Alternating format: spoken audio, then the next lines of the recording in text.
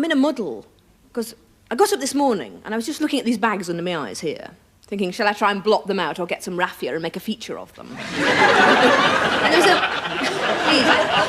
there's a ring on the doorbell, and it's a taxi driver. And he's looking at me as if I was balmy. I said, what's the matter if you've never seen a woman in deputy dog pyjamas before?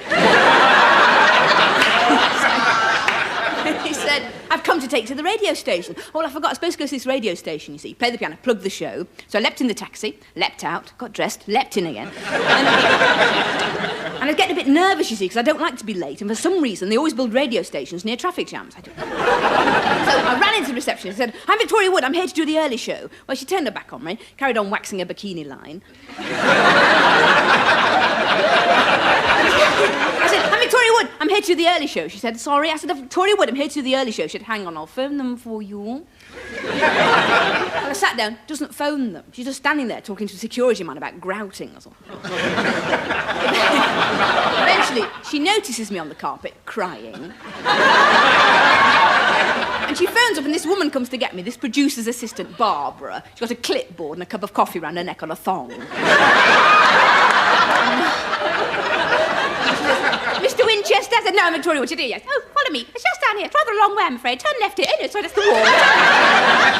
I said, what's your presenter like? Because I'm feeling a bit nervous. She said, oh, Janice is marvellous. She was just promoted from traffic this morning. I thought, that's... So I get in the studio, and this old Janice in a worse state than me, like really tense. In fact, she's got 2 leads coming from her earrings, and they're running the ceiling fan off her. She says, you're road safety, are you? I said, no, I'm Victoria Wood, I'm here to play the piano. She said, oh, God, we haven't got a piano. Barbara, where's my tissues? I said, look, I love Blue Peter, but even I can't make a piano out of a box of tissues. Oh, you don't have I said, oh, we're on the air. I'm talking to Virginia Woolf, and she's doing something in London at the moment. And I said, yeah. She said, I'm afraid that's all we have time for. Well, I was cross. I was very cross. I went straight home and I went out for a drive in my new car. And if anybody cut me up, I gave them a sharp blast on the windscreen wipers. Then I got home and I was just having a little play with my country diary of an Edwardian lady bullworker.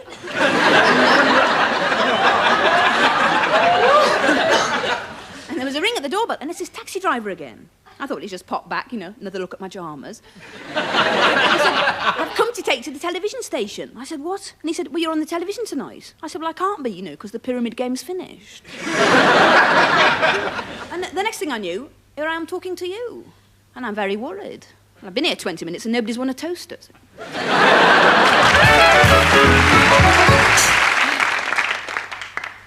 Now, it should be a good show tonight, because there was a very good horoscope in the Mirror today. June Penn. It said, Taurus, you will tell jokes in a red and black jacket and everyone will die laughing.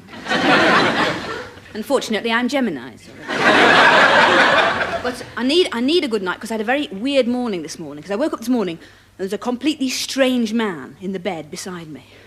I didn't know who it was. I didn't know what had been going on. I didn't know if anything had been going on. So I checked my body for telltale signs. And I didn't seem to be particularly bored, so I thought, you know, perhaps...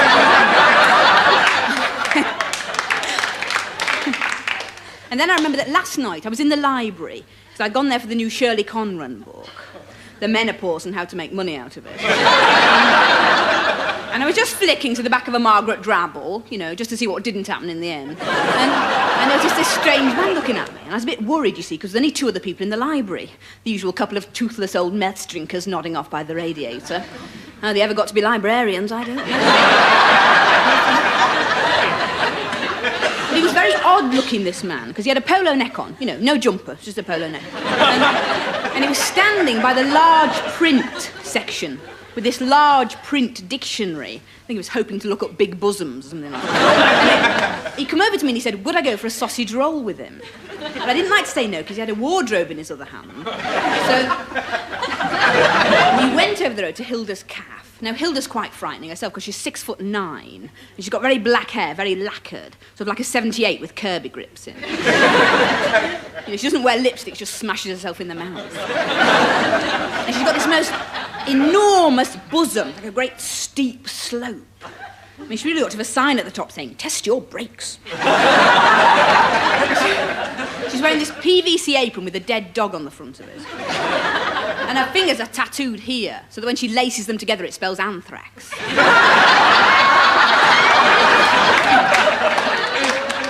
No, please, no time for clapping. Anyway, we're having a cup of tea. It's quite nice. She lets you put your own grease in. And this man said he was very insecure and that carrying a wardrobe gave him confidence. And he was going back in the mental hospital the next morning because there'd been an industrial dispute and they'd sent them all home. He said he'd never had a girlfriend. He said, well, in fact, he said he'd never had a pot noodle. He said he wanted to spend one evening with a woman, you know, doing everything that normal couples do. And I said, all right, come back with me to my flat and we'll pretend we live together. We'll do everything that entails. What a night. We put shelves up.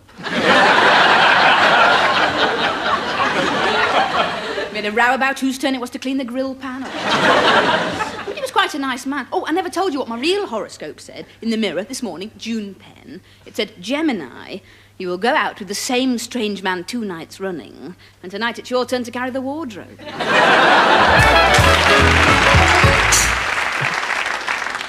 Now, I might have to cough tonight, you see, because I've been swimming a lot, and I go at White City, and there's a terrible draft when the greyhounds go past. It's a huge swimming pool. It's sort of upmarket municipal. You know, the soup machine's got croutons. They play La Bicifre. It's lovely. It's a sort of club. We all go very early in the morning and we all wear nose clips. I think they look silly with a coat and skirt, but I don't know. It's mainly women. There's the odd man, you know, ploughing up and down like a hairy torpedo. Mainly it's women, and they all swim with their heads out the water so they don't splash the cigarettes. They talk all the time, they're swimming, they go, Robert's a fiend for sex. So I just stay downstairs and plump up the cushions. Oh, and then I lost a contact lens in the pool, and they had to drain the whole pool, and I was in a bit of a rush, so I just grabbed the first thing I could see, and I'm not sure this isn't a verruca.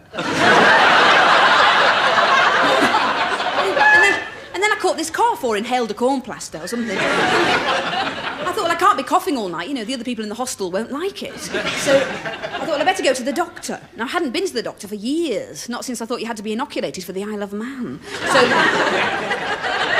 I went over there somewhere where all the back streets are, and I saw this little plaque that said, Dr. Greville, fully qualified doctor and carpet fitter. Let us loose lay your lino. So there was a little door. It was set in between a turf accountant's and a shop with a window full of ballcocks. So I went in, opened the door, there's a rich whiff of damp trouser. And I followed that upstairs. I followed it upstairs to the waiting room, which was full of very poorly looking people. But even the goldfish had a little scarf round its neck. And I went up to the receptionist and she said, can I help you? And I said, yes, you can put that machine gun down, please. I said, can I see the doctor? She said, I'm afraid that's not possible. I said, well, can you draw me a picture of him?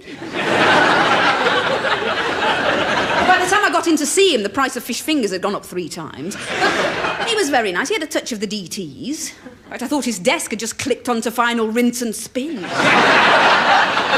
You could tell he liked to drink because the surgical spirit was lined up next to the slimline tonic and the ice bucket.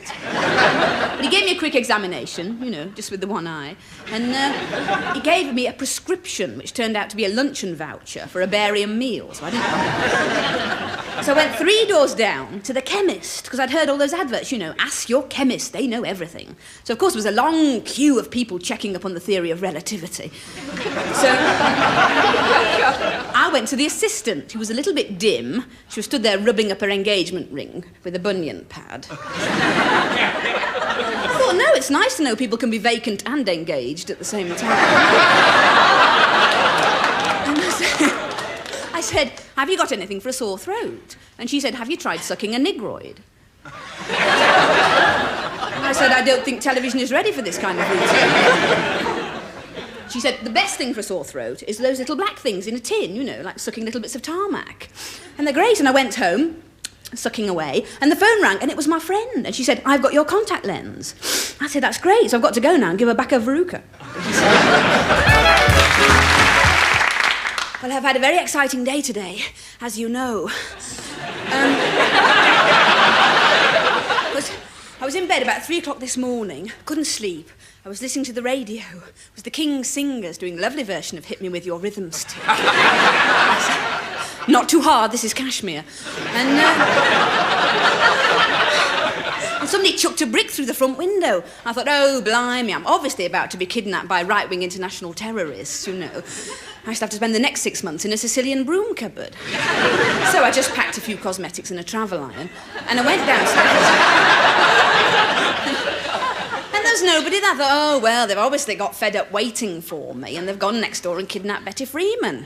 You see? No, because she likes to be held hostage most winters. No, because it's such a saving on your central heating. Well, there's a great gale blowing in through the window, so I went back to bed, went to sleep, and the phone rang.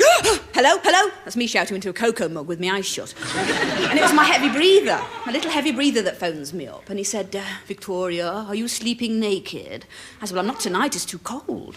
And he said, well, in that case, can I come round and flog you in an electric blanket? I said, no. Went back to sleep. I was asleep again. The phone rang. Hello, hello. Well, this time it was a magazine phoning. Now, I thought that's clever with no fingers. Don't be silly. No. It was a woman from a magazine. It was that one they sell in supermarkets. You know, the one that's at the checkout just under the Wrigley's. She knows. I only ever buy it if I get stuck in a queue behind someone who's paying by cheque for one club biscuit and a duster. This woman said to me, am I speaking to Victoria Wood's secretary? And I said, oh, yes, trying to sound as if I had nail varnish on. She said, we'd like her to do a fashion feature. I said, what? I said, there must be some mistake. You must be mixing me up with Benny Hill. You know? I'm not very fashion conscious, you know, as long as it's this year's gravy spilt down the front, I'm happy. I said, do you know I'm not a very good shape, you know? I said, I feel I've done for the body beautiful what Norman Fowler's done for the National Health Service. Yes. Only slower.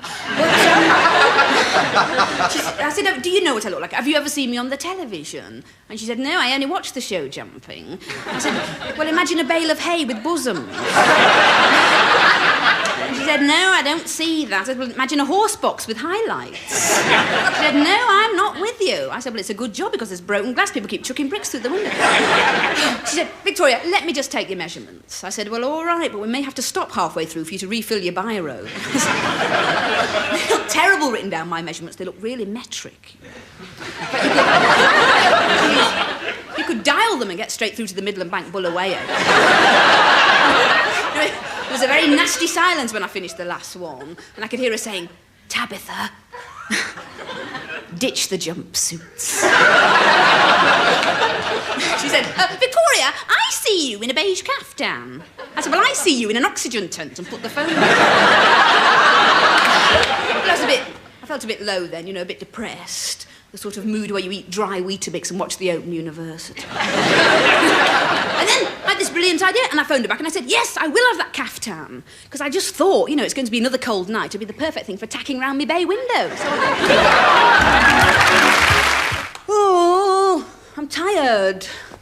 I've just come back from Coventry, you see. It's nice. Have you been there? Yes. I went round the cathedral. I got in a bit of a muddle, though. I thought it was Habitat. There's me looking for roller blinds. There's all these people on their knees praying. I thought, well, I know Terence Conran does a good job. I went to Coventry to do this cabaret, and the woman that had organised it was called Pam. Well, it was called Pam, actually. But she was the complete opposite of me. She was very small and very neat. I mean, I'm a mess, really. I mean, I look all right tonight because I've been dressed, you know, but normally I look like I've just stumbled up an embankment after a derailment. But this woman, Pam, she was terribly middle class, you know. I mean, she had everything middle class. She had a ceramic hob and a loft conversion and a daughter with anorexia. And I went to Pam's house for a drink. Oh, it was a horrible house. I mean, it looked like a discount warehouse for Capodimonte. And everything was hidden inside something else. You know, the television was inside a Chippendale bureau and the toaster was inside a harpsichord. And Pam was a very organised person. I mean, she carried a kidney donor card, but she'd altered it. It said, in the event of my death, I would like to donate my handbag.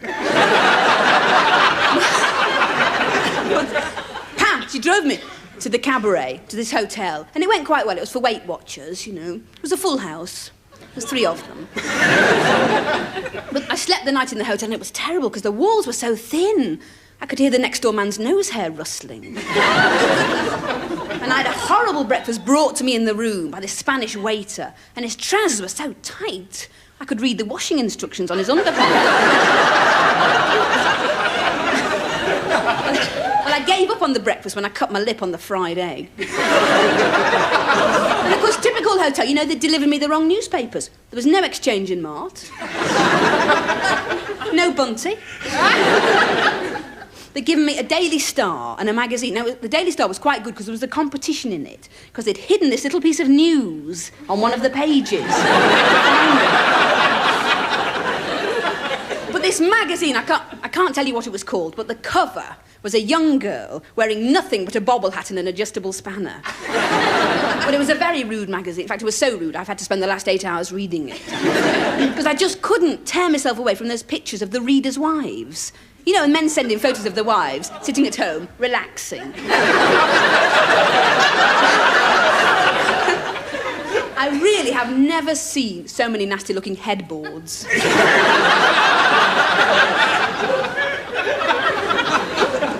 I blame the instant camera. Because you couldn't do it before that. I mean, what could you do? You have to go in a photo booth. And who wants to crouch naked on a revolving stool? Oh, you do you? No, but stood in the middle of Woolworths waiting for them to come out. I mean, it's 4 minutes. It's a long time to be stood goose pimply by the pick and mix, really. These readers' wives, I mean, they were very extraordinary-looking people. They look like the colour supplement of the Lancet. But the best thing is with readers' wives, you see, you flick through and you might see someone you know. Because I looked through, and who did I see? Yes, Pam. Pam from Coventry. Because I wasn't familiar with her awful bosoms, but I recognised a magnificent Capodimonte.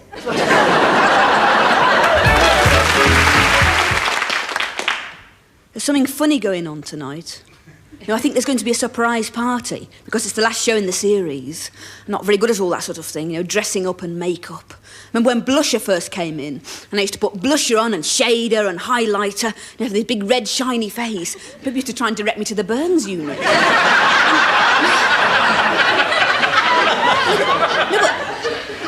No, but sex always comes up at parties, and it's never been a strong point with me. It's not that I don't like it, I just don't like things that stop you seeing the television.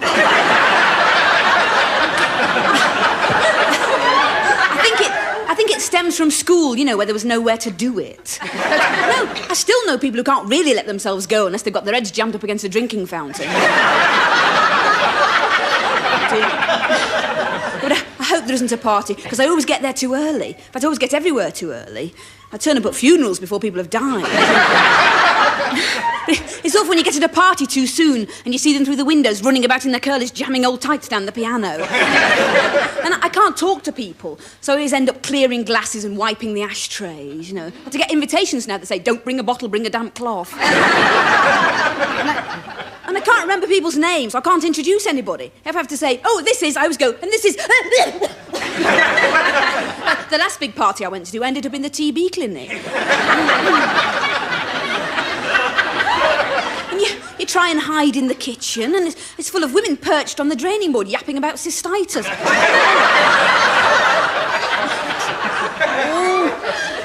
I hope there isn't a party, because I always get stuck with the men no one else will talk to. I remember one man with the most appalling toupee. I thought at first he had a very tired gerbil on the top of his head. And I was kissing him, you see, because that seemed preferable to talking to. And he was the sort that gets his tongue right in there and has a good root round. I said, what's up? Have you dropped something behind one of my tonsils? I can't get away from boring people. I'm always getting stuck on landings with couples who've done their own conveyancing.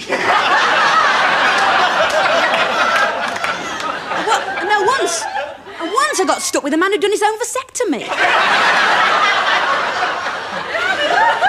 I said, surely you need one other person to put their finger on the knot. it's not going to be a party where they play charades. I remember one terrible time when the little old lady, she had to mime Boogie Woogie Bugle Boy from Company B. And she said, I'm going to do the whole thing in one. Well, nobody had an idea what she was doing. After 4 hours, they had to call an ambulance. I really hate the end of parties, when it's 3 o'clock in the morning, everybody's doing the wrong harmonies to Eleanor Rigby. Talking about loon pants. Oh, hey, it's not going to be a surprise party. It's going to be This Is Your Life. Because Eamon Andrews is over there disguised as a chemical toilet. I bet nobody likes me enough to go on it. There'll be nobody to sit in the next chair. I'll be the only person who's ever gone on it who has to hold hands with their own tumble dryer. Oh, what? Oh, no, beg your pardon. It's not Eamon Andrews. It is a chemical toilet. Well, what's it doing there? Julie, have you left this here?